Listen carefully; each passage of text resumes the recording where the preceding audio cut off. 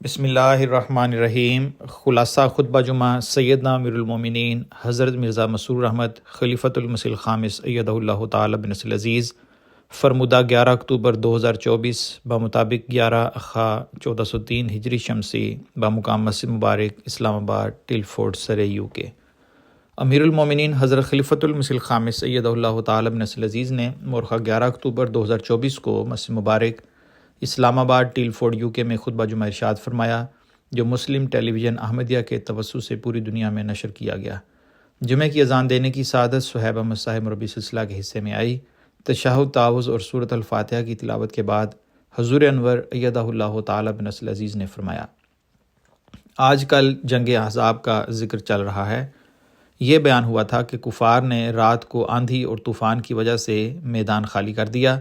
جب اللہ تعالیٰ نے رسول اللہ صلی اللہ علیہ وسلم سے لشکروں کو واپس بھگا دیا تو آپ صلی اللہ علیہ وسلم نے فرمایا، الآن نغزوہم ولا یغزوننا، یعنی آئندہ ہم قریش کے خلاف نکلیں گے مگر انہیں ہمارے خلاف نکلنے کی ہمت نہیں ہوگی، اور اس کے بعد واقعی ایسا ہوا۔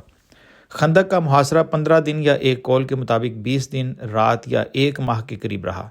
غزوہ خندق میں 9 افراد شہید ہوئے تھے اور 2 صحابہ پہلے شہید ہو گئے تھے جو ابو سفیان کے لشکر کا پتہ کرنے گئے تھے۔ اس طرح کل 11 صحابہ شہید ہوئے تھے جبکہ مشرکین کے 3 افراد مارے گئے تھے۔ جنگ احزاب کا موجزانہ انجام ہوا۔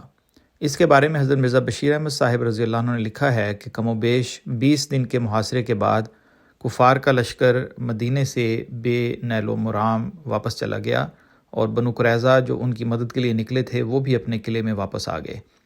اس لڑائی میں قبیلہ اوس کے رئیس اعظم سعد بن معاذ رضی اللہ عنہ کو ایسا کاری زخم آیا کہ وہ بالآخر اس سے جاں بر نہ ہو سکے۔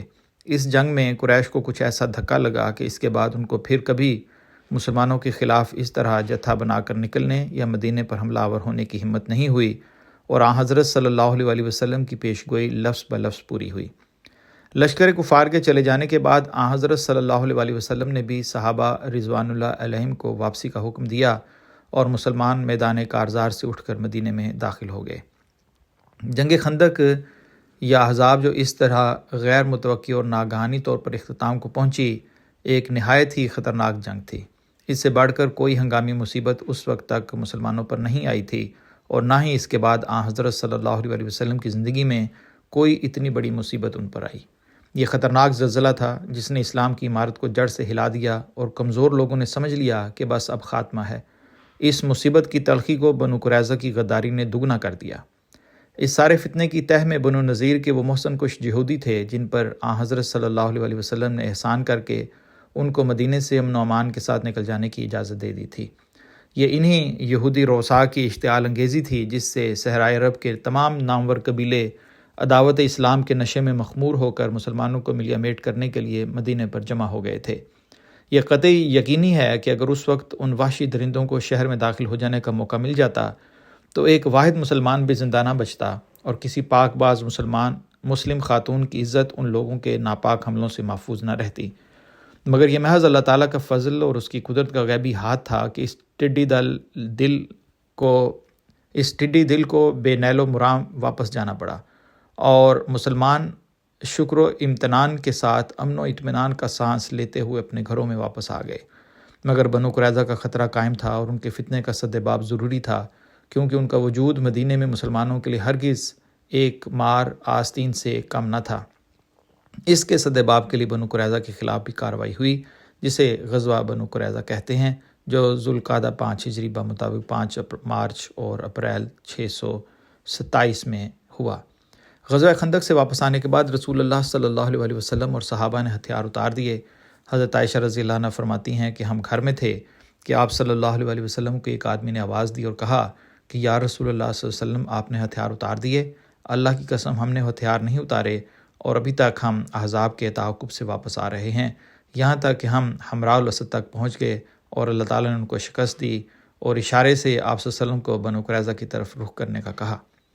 حضرت عائشہ رضی اللہ عنہ نے آپ صلی اللہ علیہ وسلم سے کہا کہ حضرت داہیہ کلبی رضی اللہ عنہ تھے، تو آپ صلی اللہ علیہ وسلم نے فرمایا کہ ان کے مشابہ یہ حضرت جبرائیل علیہ السلام تھے۔ رسول اللہ صلی اللہ علیہ وسلم نے اسی وقت اعلان کروایا کہ بنو قریظہ کی طرف نکل پڑیں اور عصر کی نماز وہیں پڑھیں۔ چنانچہ اعلان سنتے ہی صحابہ تیزی سے نکل پڑے۔ بعض صحابہ نے عصر کی نماز کا وقت ختم ہونے کے خدشے سے راستے میں ہی نماز پڑھ لی، اور بعض صحابہ نے بنو قریظہ میں جا کر نماز عصر پڑھی جبکہ سورج غروب ہو چکا تھا۔ رسول اکرم صلی اللہ علیہ وسلم نے دونوں گروہوں کو کچھ نہیں کہا۔ آپ صلی اللہ علیہ وسلم نے حضرت علی رضی اللہ عنہ کو بلایا اور ان کو لشکر کا سیاہ رنگ کا عقاب نامی جھنڈا دیا۔ سب سے پہلے رسول اللہ صلی اللہ علیہ وسلم نے حضرت علی رضی اللہ عنہ کو ایک جماعت کے ساتھ بطور ہراول دستے کے آگے روانہ فرما دیا اور پھر خود بھی ان کے پیچھے روانہ ہو گئے۔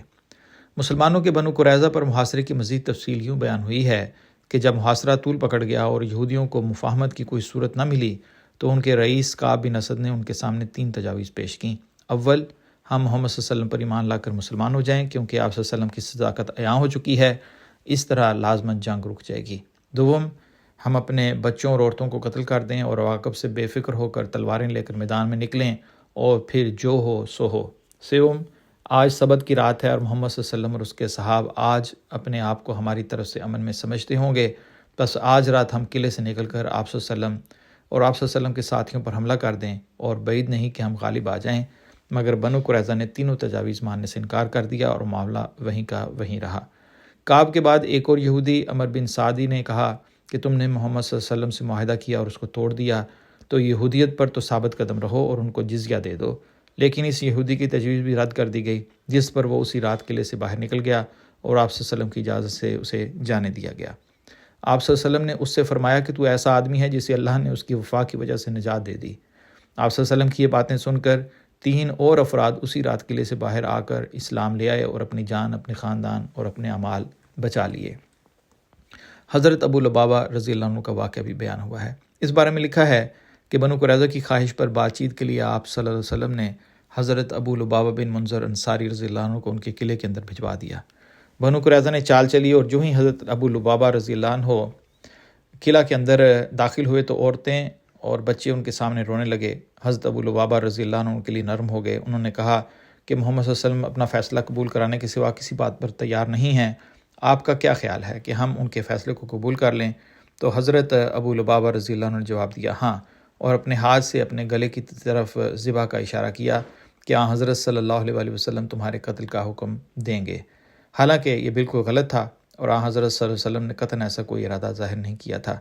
حضرت ابو لبابہ رضی اللہ عنہ کہتے ہیں کہ اللہ کی قسم میں نے محسوس کیا کہ میں نے اللہ اور اس کے رسول سے خیانت کی ہے۔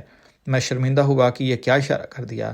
میں نے انا للہ و انا الیہ راجعون پڑھا اور واپس آ کر رسول اللہ صلی اللہ علیہ وسلم کے پاس نہیں گیا اور مسجد میں جا کر اپنے آپ کو سزا کے طور پر ستون سے باندھ دیا اور کہا کہ میں یہاں سے نہیں ہٹوں گا یہاں تک کہ مر جاؤں، یا اللہ میرے اس فعل پر میری توبہ قبول کر لے۔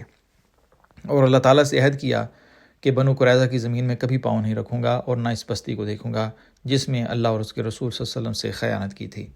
ابن حشام کہتے ہیں کہ وہ 6 راتوں تک بندے رہے۔ آخر اللہ تعالیٰ نے حضرت ابو لبابہ رضی اللہ عنہ کی توبہ قبول کی اور اس بارے میں رسول اللہ صلی اللہ علیہ وسلم پر سحری کے وقت آیت نازل ہوئی۔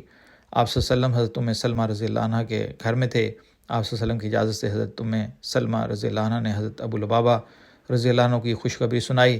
حضرت ابو لبابہ رضی اللہ عنہ نے کہا کہ اب رسول اللہ صلی اللہ علیہ وسلم ہی مجھے کھولیں گے۔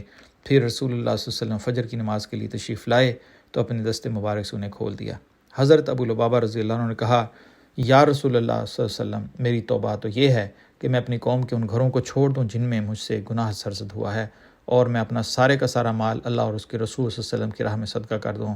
آپ صلی اللہ علیہ وسلم فرمایا تمہارے لیے 1/3 کافی ہے۔ حضور انور نے فرمایا کہ بہرحال یہ واضح ہو کہ حضرت ابو لبابہ رضی اللہ عنہ کا یہ واقعہ صحیح ستہ میں نہیں ملتا، لیکن بہرحال تاریخوں میں یہ ذکر ہوا ہے۔ حضرت مرزا بشیر احمد صاحب رضی اللہ عنہ بھی یہ واقعہ بیان کرتے ہوئے لکھتے ہیں کہ ابو لبابہ رضی اللہ عنہ کی یہ غلط ہمدردی بنو قریظہ کی تباہی کا باعث بن گئی اور وہ اس بات پر ضد کر کے جم گئے کہ ہم محمد صلی اللہ علیہ وسلم کے فیصلے پر قلعے سے نہیں اتریں گے۔ آئندہ اس کی تفصیل جاری رہنے کا ارشاد فرما کر حضور انور نے پاکستان، بنگلہ دیش، الجزائر اور سوڈان کے احمدیوں نیز بڑی طاقتوں کے ہاتھوں کو ظلم سے باز رہنے کے حوالے سے دعاؤں کی تحریک فرمائی، جس کی تفصیل صفحہ اول پر ملاحظہ کی جا سکتی ہے۔ روزنامہ الفضل انٹرنیشنل، بروز سوموار مورخہ 14 اکتوبر 2024، صفحہ نمبر 1 اور 2، آواز رضوان احمد افضل۔